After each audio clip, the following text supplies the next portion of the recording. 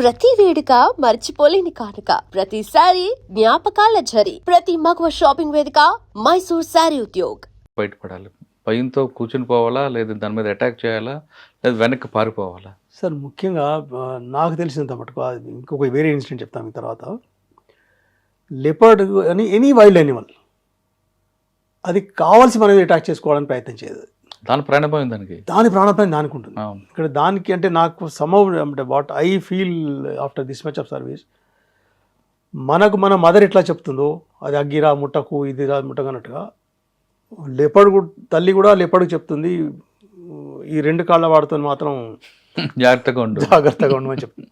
అది చేయబట్టి as far as possible అవి తప్పించుకొని పారిపోవడానికి ప్రయత్నిస్తాయి. మీరు ఇప్పుడు కూడా చూడండి, ఎప్పుడైనా కొన్ని వీడియోస్ చూస్తారు మీరు, సిటీలోకి వస్తుంది, సిటీలోకి వచ్చిన తర్వాత అది పారిపోవడానికే ప్రయత్నం చేస్తుంది తప్ప అటాక్ చేయడానికి ప్రయత్నం చేయదు. మనమే మొత్తం 4 చుట్ల దానికి అయిపోయేసారు కదా, దానికి ఏం చేయాలో తెలియక ఒకరిని కొట్టి పారిపోవడానికి ప్రయత్నం చేస్తుంది తప్ప మీరు జనరల్గా చూడండి. అవునండి అవును. ఇంకొకటి ఏంటంటే బేసికల్లీ అట్లాంటి లెపర్డ్స్ కూడా ఎప్పుడు వస్తున్నాయంటే ఈ మధ్య లోపల మన దగ్గర స్ట్రే డాగ్స్ ది నెంబర్స్ పెరిగినాయి. Stray dog is a very soft target for leopard. ఎందుకంటే ఫ్యాట్ ఎక్కువ ఉంటుందన్నా దానికి ఈజీ టార్గెట్ అండి. అంటే జనరల్ ఈవెన్ లెపర్డ్ కూడా పెద్ద ఘనాజంగాలు ఉండవు, అవి ఫ్రింజ్ ఏరియాస్లో ఎక్కువ ఉంటాయి. ఘనాజంగల్ ఉంటే అందులో టైగర్ ఉంటుంది, తర్వాత ఫ్రింజ్ ఏరియాస్ లోపల ఇవి ఉంటాయి. ఇది ఇక్కడి నుంచి ఊర్ల దగ్గర మన అయితే ప్యాస్చర్ ఏరియాస్ ఉండేనో లేకపోతే మన అగ్రికల్చర్ ఏరియాస్లో ఉండేనో అక్కడ ఉన్న చిన్న ఎనిమల్స్ని పట్టుకునేది కాబట్టి అట్లట వాటికి మన ఊరి లోపల ఉన్న ఈ స్ట్రే డాగ్స్ కూడా అలవాటు. అది చేపట్టి ఇప్పుడు ఈవెన్ హైదరాబాద్ లక్నోలో 2-3 ఇన్సిడెంట్స్ జరిగినాయి. అవన్నీ కూడా they have come for stray dogs. అంటే లిపర్డ్ కానీ సార్ మీరు అడవిలో తీసుకుంటే ఇందాక మాట చెప్పారు, ఆ 2 కాళ్ళ వ్యక్తులతో జాగ్రత్తగా ఉండరా అని. కానీ అడవిలో అడవిలో కూడా చెప్తున్నాను సార్. ఒకసారి మీకు ఒక ఇన్సిడెంట్ చెప్తాను. నేను బిజ్నోర్ అనే డివిజన్లో పనిచేసినాను 2005 నుంచి 2007. ఎక్కడండి? బిజ్నోర్ అని వెస్టర్న్ యూపీలో ఉండింది. ఆసారి మా ఇదేంటి వాటి ఎన్యూమరేషన్ ఉంటుంది, వాటి సెన్సస్ ఉంటుంది మాది. WWF wild life institute of India వాళ్ళు ఏమన్నారంటే వాళ్ళు ఒక ప్రోటోకాల్ ఇచ్చినారు అన్నమాట. అంతకుముందటి సర్వేలు ఎట్లా ఉండేవి అంటే we use to pin point numbers, మా ఏరియా లోపల ఇన్ని టైగర్స్ ఉన్నాయి. somehow that calculation used to go wrong. Sometimes Sariska అట్లాంటి ప్లేసెస్ లోపల 0 అయినా కూడా the forest was probably reporting some figure, అట్లా అయిపోయి కంట్రవర్షియల్ అయిపోయింది అది. దాన్ని చేపట్టి wildlife institute of India ఏమైందంటే we will give a protocol, మీరు మాకు ఫిగర్ చెప్పకండి, you go to the place, పోయిన తర్వాత టైగర్కి ఎట్లాంటి ఏరియాస్ సెన్సస్ చేయాలి, హెర్బివోర్స్ అంటే ఈ జింకల కోసం ఎట్లాంటి ఏరియాలు సర్వే చేయాలి, వాళ్ళు ఒక ప్రోటోకాల్ ఇచ్చినారు అన్నమాట.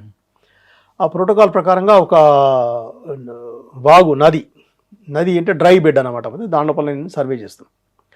నేను నాతో పాటు ఇంకొక 3 స్టాఫ్, మేము ఒక గ్రూప్ అయినా అట్లా డిఫరెంట్ గ్రూప్స్గా డిస్ట్రిబ్యూట్ చేసినాం అన్నమాట.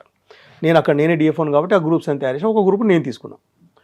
ఆ తీసుకున్న గ్రూప్ లోపల వాళ్ళకి ఒకటి .305 రైఫల్ కూడా మాతో పాటు ఉండింది. నా ఒక సబార్డినేట్ స్టాఫ్, ఇంకో 2 ఫారెస్టర్ ఫారెస్ట్ గార్డ్ వాళ్ళు ఉంటారు. నడుస్తున్న తర్వాత నాకు ఫోటోగ్రఫీ అప్పటి నుంచి ఇంట్రెస్ట్ కాబట్టి నేనేం ప్రయత్నం చేస్తున్నా అంటే ఒక వీడియో తీసి మొత్తం సెన్సెస్ అయిన తర్వాత దాన్ని ఒక చిన్న కంపైలేషన్ చేసి I send it to my senior officers. Sir మేము ఇట్లా చేసినాం అంటే what ever we have done is perfectly correct. అయితే కొంచెం దూరం వెళ్ళిన తర్వాత అక్కడ ఒక ఫ్రెష్ పగ్ మార్క్స్ కనబడినాయి మాకు. కనపడితే నలుగురం ఉంటే కదా డిస్కస్ చేస్తున్నాం. ప్రొద్దున్నే వచ్చింది ఇక్కడికి, ఈ డైరెక్షన్ వెళ్ళింది, అది మొత్తం చేస్తున్నా. ఇంతలో నా క్లాస్ 4 ఎంప్లాయీ ఆర్డర్లీ అంటారు, ఆర్డర్లీ కొంచెం ముందుకు పోయినాడు. పోయి అక్కడి నుంచి వెనక్కి తిరిగి నా దగ్గర అడిగినాడు అనమాట, సార్ బాబు కోయి గర్ కరికి ఆవాస్ ఉన్నాయి పడాకి అని. నేను సీరియస్గా ఫోటోగ్రఫీ చేస్తుంటే నేను అన్నా, బాబు నాకు వినబడలేదు రాను అనగానే చమేరా వెహం హోగా అంటే అంటే అట్లా అంటే దాని ఏమంటారు అనుకున్నాను. నేను అట్లా అనుకోని ఇంకొంచెం ముందు నడిచిండు, ఒక 15 అడుగులు ఇంకా ముందు నడిచిండు. అక్కడి నుంచి టైగర్ గ్రౌలింగ్ సౌండ్ వినబడింది, గర్ అని ఒక్కసారి అని. దాని నుంచి ఎంత దూరం లేము మేము, ఒక 30 ఫీట్లో 40 ఫీట్లో ఉండి ఉంటాం దాని నుంచి. అంటే కాషన్ వచ్చేది మీకు? అదే అంట బేసిక్. అంటే ఒకవేళ అది లేస్తే నలుగురం వచ్చినాము, ఒక్కడు మాత్రం వచ్చి పోయేవాడేమో. వెంటనే ఒకసారి భయం వేసింది. ఇప్పటికి కూడా ఇప్పుడు చెప్తుంటే నాకు అవుతున్నది అది. దాని తర్వాత వెంటనే వాడుతున్నాం ఏమన్నా అంటే అందరం ఒక్క దగ్గర ఉందాం. వెంటనే నాకు యాదికి వచ్చింది ఏంటంటే yes I'm the leader here, I should behave like a leader here. నేను వెంటనే ఏమన్నా మనం నలుగురు వచ్చినాం, నలుగురు ఒకటే దగ్గర ఉందాం, ఏది ఏమన్నా కానీ అని చెప్పి ఆ డ్రై బెడ్ నుంచి పైకి క్రాస్ చేశాను. అందులోకి సిచ్యువేషన్ ఏంటంటే నేను వాడికి చెప్పిన .305 ఉంది కదా దాన్ని కాక్ చేయరా అన్న. ఆ జనరల్గా చాలా ఫారెస్ట్ వాళ్ళు ఎక్కువ యూజ్ చేయరు దాన్ని, అది కాక్ చేయగానే అది అట్లే వెనక్కి ఆగిపోయింది. అది అనుకుని రే బాపురే ఇవాళ ఏదో ఉందిరా బాబు అని వెంటనే చలో ఒక సైడ్ అయిపోదామని చెప్పి వెంటనే క్రాల్ చేసుకుంటూ మొత్తం అంతా ఇవన్నీ స్క్రాచెస్ పడినాయి. క్రాల్ చేసి పైకి ఎక్కినాం. బట్ దాని గ్రౌలింగ్ సౌండ్ కొద్దిసేపు అయిన తర్వాత మెల్లగా ఇట్లా గ్రౌల్ చేసుకుని చిన్నగా తగ్గిపోయింది. దాని తర్వాత నాది ఫస్ట్ హ్యాండ్ ఎక్స్పీరియన్స్ ఏంటంటే that will never want to attack you first. దానికి తెలిసింది ఏంటంటే నా ఫుడ్ ఏంది అనేది it's very clear. Unless until we go across, దాని ముందుకు పోయి దాన్ని మనం ఏమైనా చేస్తే తప్ప అది కాదు. Monitor is a different thing. Monitor ఎప్పుడైతే అవి చాలా ఏజ్డ్ అవుతాయి, దాని పండ్లు రాలిపోతాయి, తర్వాత దానికి ఏమైనా అంటే వైల్డ్ ఎనిమల్ చేసే శక్తి లేకపోతే కూడా అప్పుడు కూడా ఏం ప్రయత్నం చేస్తాయి అంటే మన ఊర్లలో ఉన్న వాటిని ప్రయత్నం చేస్తాయి. ఏది మన ఆవులను, గేదెలను, పశువులని ట్రై చేస్తాయి తప్ప 90% సిచ్యువేషన్. ఎందుకంటే మీరు ఒకటి సింపుల్గా ఆలోచించండి, అది మనిషిని ఒక ఆహారంలా అనుకుంటే ప్రతిరోజు ఇంత సిటీ లోపల ఎంతమంది కావాలంటే అంతమంది దొరుకుతారు దానికి. మార్నింగ్ పూట రావచ్చు, ఒకటి పట్టుకొని వెళ్ళిపోవచ్చు. అట్లాంటి సిచ్యువేషన్ ఏంటంటే చూడం మనం దాన్ని. కాబట్టి అది దాని ఏరియా లోపలే దాని ఫుడ్, దానికి ఇట్ ఈస్ వెరీ క్లియర్ నా ఫుడ్ ఏంది, నా లిమిటేషన్స్ ఏంది. దాని బోర్డర్ క్రాస్ చేస్తే మనకు కాషన్ ఇస్తుంది డెఫినెట్. కానీ అది కూడా క్రాస్ చేస్తే అప్పుడు మనం అటాక్ చేస్తుంది. అప్పుడు అది ఇన్సెక్యూర్ ఫీల్ అవుతుంది కదా, దాని ఇన్సెక్యూరిటీ వల్ల అది ఇట్ విల్ అటాక్. కానీ మనకు అటాక్ చేయడానికి కాదని ఇంటెన్షన్. ఇప్పుడు మీరు అట్లెందుకు టైగర్ సఫారీలోకి వెళ్తారు, మనం జీప్లోనే కూర్చున్నాం, ఓపెన్ జీపే అది, మన పక్క నుంచి నడుచుకుంటూ పోతుంది, అది కావాలని అటాక్ చేయలేదు, అది చేయదు. మనం సీరియస్గా దాన్ని ఫోటోగ్రాఫ్ కెమెరాలు పట్టుకొని అటు వంగి ఇటు వంగి తీస్తుంటాం, అయినా కూడా అది మన మీద అటాక్ చేయదు. బికాస్ దట్ నోస్ ఇట్, దాని limitation it knows it very well. అసలు ఎందుకంటే అటాక్ చేయాలని కూడా చేయొచ్చు కదా. అదే కదా ఇప్పుడు మనకి ఎట్లయితే మన తల్లిదండ్రులు నేర్పినారో ప్రాబబ్లీ ఏంటంటే నాకు అది strong feeling, somebody might accept this, somebody may not accept this, but I have a strong feeling that it clearly demarcates between its food and what is not its food. ఆ రకంగా differentiate చేస్తుంది. Unless until ఏదో incident అయింది దాని attack. ఇప్పుడు ఎన్నైనా attacks చూడండి, చాలా మటు 99% ఆఫ్ అటాక్స్ ఎట్లా ఉంటాయంటే కట్టెలు కొట్టుకోవడానికి అడవిలోకి వెళ్ళినారు, అడవి లోపల దాని ఏరియా లోపల శౌచం కోసం వెళ్ళినారు, నేచర్ కాల్స్ కోసం వెళ్ళినారు, అట్లాంటి వాళ్ళని అటాక్ చేయగా చూసినాం. అది కూడా చాలా మటుకు తర్వాత తెలిసింది ఏంటంటే కూర్చొని ఉన్నవాడి మీదనే అటాక్ చేసినట్టు. కూర్చుంటే ప్రాబబ్లీ జనరల్గా ఏమంటున్నారంటే అది 4 కాళ్ళ జంతువులాగా అనిపిస్తుంది, అట్లాంటి వాటి మీద అటాక్ చేసినట్టుగా. ప్లస్ ఇంకొకటి వెస్ట్ బెంగాల్ సుందర్బన్స్ లోపల కూడా వాళ్ళ ఎక్స్పీరియన్స్ ఏమంటారంటే మనం దానికి చూస్తుంటే అది అటాక్ చేయదు మన మీద. అది చేపట్టి వాళ్ళు ఏమి ఒక కొత్తగా డివైస్ చేసినారు, వాళ్ళు వెనక్కి బొమ్మ పెట్టుకుంటారు, వెనక్కి కూడా పెడతారు. అంటే ఇటు ఫేస్ ఉంది, ఇటు ఫేస్ ఉంది. సో ఆ ఫేస్ దానికి ఏమనిపిస్తుంది, దానికి చూస్తున్నట్టు అనిపిస్తుంది. ఒకటి చూస్తున్నట్టయితే వాడిని విడిచిపెట్టి వెళ్ళిపోతుంది. సో అంటే దాన్ని బట్టి మనం అర్థం చేసుకోవచ్చు ఏంటంటే మనిషి చూస్తున్నాడు దానికంటే కూడా అది దాని రూట్ని అవాయిడ్ చేసి వెళ్ళిపోతుంది. అంటే అట్లా అని చెప్పి జింకను విడిచిపెట్టదు, అది జింక అటాక్ చేసే ప్రయత్నం చేస్తుంది, దాన్ని ఏ రకంగా అటాక్ చేయాలి, ఎప్పుడు అటాక్ చేయాలి అది చూస్తుంది. సో దీన్ని బట్టి తెలిసి ఏంటంటే ఇది క్లియర్లీ డిమార్కేట్స్, దాని రెండింటిలో డిఫరెన్షియేట్ చేస్తుంది. డిఫరెన్షియేట్ చేసి ఇది నా ఫుడ్, ఇది నా ఫుడ్ కాదు, ఆ రెండింటిని క్లియర్గా డిమార్కేట్ చేస్తారు. సార్ కొన్ని పులులు పెద్ద అయిన తర్వాత కూరలు ఊడిపోతాయి, కళ్ళు కూడా కనపడవు, మరి అటువంటిప్పుడు ఆహారం ఎలా అండి? That is the time. Actually generally సింపుల్గా పక్షుల గురించి వస్తాను. మనం ఏ ఫారెస్ట్ ఏరియాలో చూడండి, ముసలిదే చనిపోయిన పక్షి కనపడదు మనకు, ఇంకొక ర్యాప్టర్ వచ్చి దాన్ని తినేస్తుంది. Same is the case with this.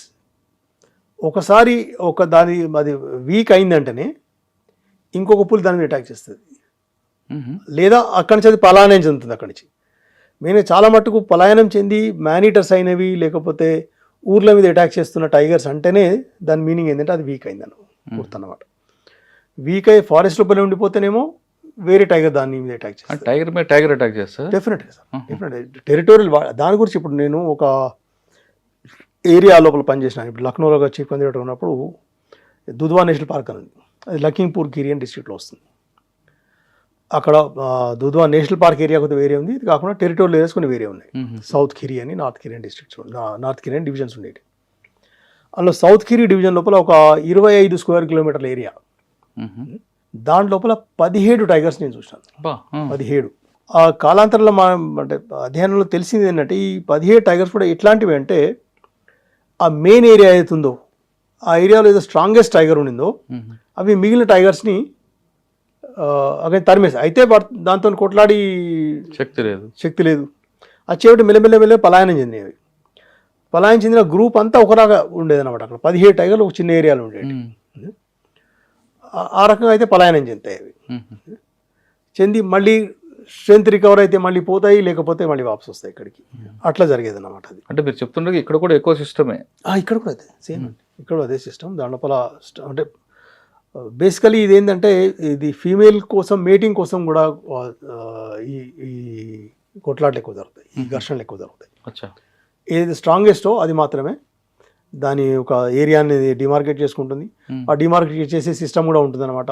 Trunks మీద యూరినేట్ చేయడం కానీ, స్క్రాచ్ మార్క్స్ కానీ, దాని స్కాట్ అంటారు, తిన్న తర్వాత విడిచిపెట్టే స్కాట్ మార్క్స్ కానీ అవన్నీ ఉంటాయి. దాని తోటి అది పెద్ద ఒక ఏరియాని డిమార్కెట్ చేసుకుంటుంది అనమాట. ఆ ఏరియా లోపల ఎవరిని రాని, ఎవరు వచ్చినా తెలిసిన తర్వాత దానిపైన అటాక్ చేసే ప్రయత్నం. సార్, పులికి చర్మం మీద రకరకాల చాలా కనిపిస్తాయండి. అన్ని పులులకి ఒకేలా ఉండవు, కారణం ఏమంటారు? Basically it is only finger printing style అన్నమాట అంతే. దానికి సైంటిఫిక్గా ఏం రీజన్ ఏం లేదు. అన్నిటి డిఫరెంట్, అది ఒక ఇట్స్ ఫింగర్ ప్రింటింగ్ టైప్ అన్నమాట. అది కూడా ప్రతి ఒక్క దాని మార్క్స్ దానితోనే మేము జనరల్ ఐడెంటిఫై చేస్తాం. ఇప్పుడు అందుకోసమే ఈ మన కెమెరాలు పెడతాం కదా, ఆ కెమెరాలు ఎట్లా పెడతారంటే 2 అపోజిట్ డైరెక్షన్లో పెడతాం అనమాట. అయితే ఎందుకంటే టైగర్ దాని మధ్య నుంచి పోయినప్పుడు, అంటే జనరల్గా టైగర్స్ ఎట్లాంటి రూట్లో పోతాయంటే బీట్ అండ్ ట్రాక్ అంటారు. బీట్ అండ్ ట్రాక్ లోపల వెళ్తాయి అవి. ఆ బీట్ అండ్ ట్రాక్ అంటే మనం నడిచిన తోవలు ఉంటాయి, మన వెహికల్స్ పోయిన తోవలు ఉంటాయి, దాంట్లో నడుస్తుంది. ఇక్కడ వాటి ప్యాడ్స్ బాగా మెత్తగా ఉంటాయి కింద, ఆ ముళ్ళు ఇలా కుచ్చుకోకుండా అట్లా ఉంటాయి అన్నమాట. లేదా నది నాలా పక్క నుంచి నడుస్తాయి. సో అట్లాంటి చోట్ల లోపల ఏం చేస్తామంటే మేము ఇట్లా కెమెరా ట్రాప్ అంటారు వాటి. కెమెరా ట్రాప్ ఎప్పుడు ఒక్కటి పెట్టరు, 2 ఇట్లా అపోజిట్ డైరెక్షన్లో పెడతారు. దాని మధ్య నుంచి నడిచినప్పుడు 2 సైడ్లను అది కవర్ చేస్తుంది అన్నమాట ఆ ఫోటోగ్రాఫ్. దాంతో ఐడెంటిఫై చేస్తాం. ఐడెంటిఫై చేసినప్పుడు కొన్నిసార్లు కొన్ని 100 కిలోమీటర్లు అవి బయటికి వెళ్ళినాయి. ఈవెన్ అంటే నార్త్ ఇండియా నుంచి ఒరిస్సా వరకు కూడా వెళ్ళిన, ఈవెన్ సెంట్రల్ ఇండియా నుంచి ఒరిస్సా వరకు వెళ్ళిన టైగర్స్ ఉన్నాయి. అది మేల్ ఫీమేల్ ఎలా తెలుస్తుందండి? మేల్ ఫీమేల్ మనం దాన్ని అంటే వెనుక అబ్జర్వ్ చేస్తే తెలుస్తుంది. దాన్ని కెమెరాకి రాదు కదా. అంటే కెమెరాలు కొన్ని అయితే వీడియో కెమెరాస్ తీస్తాయి, కొన్ని అంటే సైడ్ నుంచి తీసినవి ఉంటాయి. దాని మూమెంట్ ఎట్లా బట్టి ఉంటుందో దాన్ని బట్టి ఐడెంటిఫై చేస్తారు వాళ్ళు.